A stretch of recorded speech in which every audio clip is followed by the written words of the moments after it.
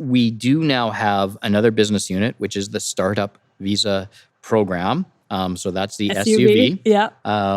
And what's happening in SUV is the federal government asked MTA to become a designated entity to participate in the SUV program. I don't think there was anybody in the prairies doing it at the time. And so like all things, we, crawl, walk, run. We want a little bit of data so we can make good informed decisions. And the program itself is designed to attract international startups.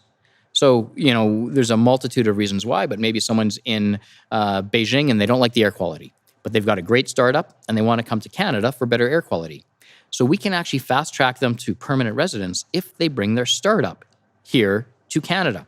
And so we dabbled in that. We thought it would be good. And when we started, we tried with 3 to make sure we could add value to them and they could add value to us. We liked the experience, and subsequently in our business plan for the year, we said we wanted to have 30 startup visa clients under contract. And that was the year, like 12 months ago that ended, right? Right. And I think we finished the year with 80. And we're going to finish this year at about 200. We're going to have 200 international startups and scale-ups under contract. We think, over half of them are going to come to Manitoba. And I just get so excited to think about what this city is going to look like with 100 scale-ups and startups internationally coming to settle here, coming to grow. One of our clients, $10 million a year annual revenue, selling high-end computer functionality to Samsung. So let's attract those types of clients here to Winnipeg and to Manitoba, and just build that cluster. And that comes back to our decision-making criteria. Yeah, we want Winnipeg to be the startup capital of Western Canada, and we'll bring in some international startups to help us get there. And I can feel the excitement even when you just talk about it, right? Like I'm wanting to know who these 100 companies are now, right? And what they're going to do for us. How hard is that criteria that their startup already has to meet or that they have to meet to participate? We have a rejection rate of about 60%. Wow. And we do have, as always, clear defined metrics and third-party validation. Coming back to, our reliance on the community, we run 3 screening committees a month that look at these applications. So we've standardized the applications, and we have volunteers from we got bankers and lawyers. So RBC and is a great contributor to screening committees, and they'll review the applications and say whether or not they think they would be a good fit for Winnipeg. So other startups, other businesses here in town. So they're giving us third-party validation that this would be a good company for us to work with against the criteria we've set up. Are there certain gaps that we're trying to fill specifically here that you're able to share? In terms of sectors that we're trying to attract? Yes. Really, we wouldn't be, our focus would not be sector specific. Okay. Our focus would be on stage of company. We think we're really good at idea stage companies and taking ideas and translating them into technologies that can scale. So we can take companies in that space.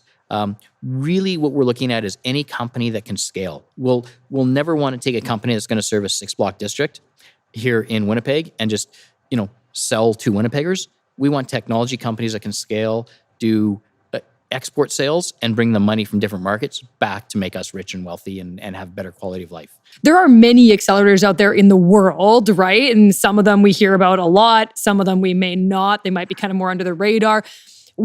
How do you guys decide who you want to work with? Can you share some criteria or that sense of thinking? So I am the decision maker on who we work with. And number one, I have to like the person or the people. They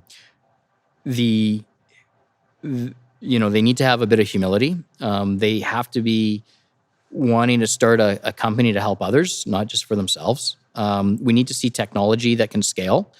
And then so here's my simple tricks, interview tricks.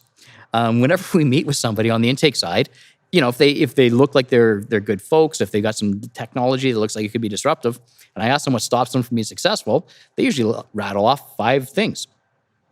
I go, okay, if you're interested in working with us, here's your homework. Go do 3 things. 3 of the 5. 3 of the 5. And it doesn't even have to be the full length of, but if they say, I need customers, I go, okay, go call 5 customers and say, would you buy my stuff? And that doesn't mean they have to be successful. It just means they have to start doing things. And the clients, you know, the people that get back to me 4 months later and they say, yeah, you know, I sort of did this. We understand this is a hobby for them and they're not quite ready yet. The people that come back to me the next day and say, I've done this and 2 other things, that's a pretty good indication of people we want to work with. And then they got to meet the team. We usually walk them around the floor space, make sure that the other clients like them. It's, you know, you're bringing someone into your family, right?